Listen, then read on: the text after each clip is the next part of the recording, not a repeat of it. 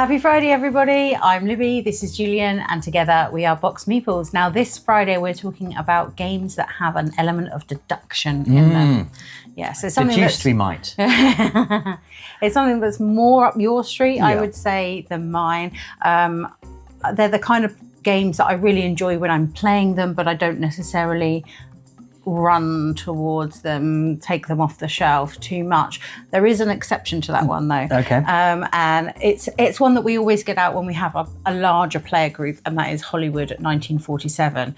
It does play to a good number, which I think is really handy.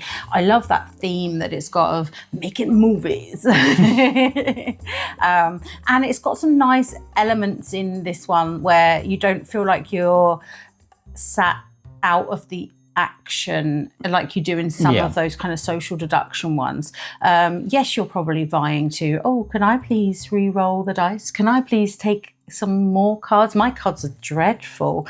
And whether they are or not, you know, depends on how good a player you are at this one.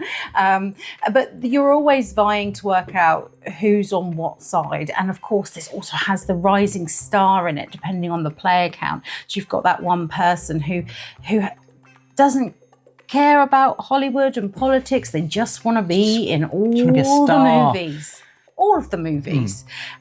So that can really put a twist on things, because they are going to be changing their allegiance depending on how the game's going and who they want to be doing better or not, in order to make it go as long as it can, to have as many movies made by the end of the game as possible.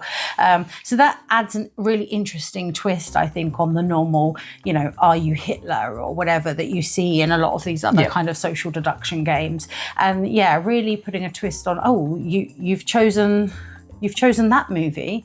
Well, that's a communist movie. Oh, well, I didn't have a choice. It's either this or the worst communist movie. That's not my fault. Yeah, well, I just really didn't like the artwork on that other movie. I just couldn't put it down. You always get a lot of banter around the table with these kind of games, and I just think the way this one works, and with that theme attached to it, is for me the best of the bunch. What I like particularly about this, and you said there's no player elimination, is that even if you do completely expose yourself and it's obvious that you're a communist, you're not even out of the game. You're not, no. You're still contributing, and like, oh, guess who put those communist cards in? Let's not let him have any say in this movie. But then the dice rolls mean sometimes there's no stopping them. The job rolls all swap round, and you've got to work out a new way of stopping them. So even if you're terrible at social deduction games, you've got a terrible poker face, you can still get involved in this, even if no one knows what you're doing.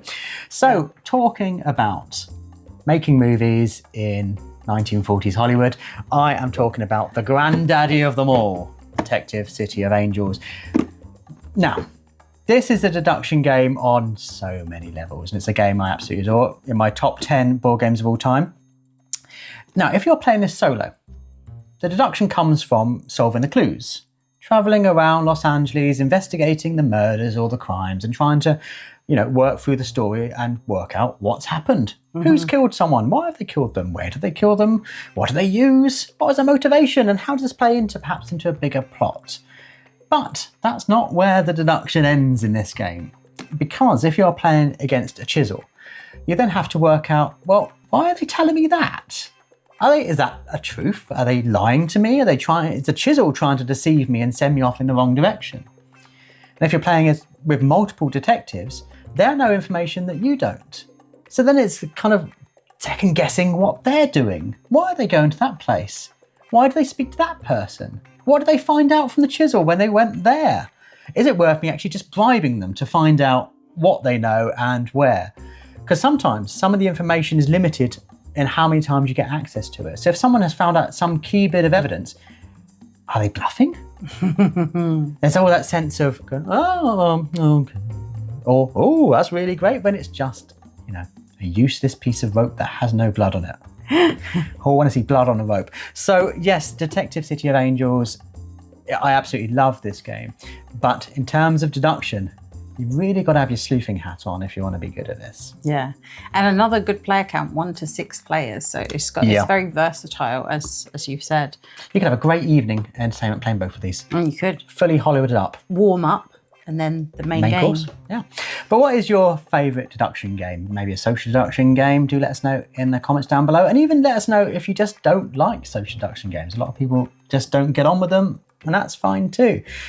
Of course, if you're new to the channel, we would love you to subscribe. That would be really helpful to us. And of course, maybe go back and watch some of the other things that we've done and see what you like. But for now, we wish you a happy Friday, and we will see you next time. Thanks for watching. Bye.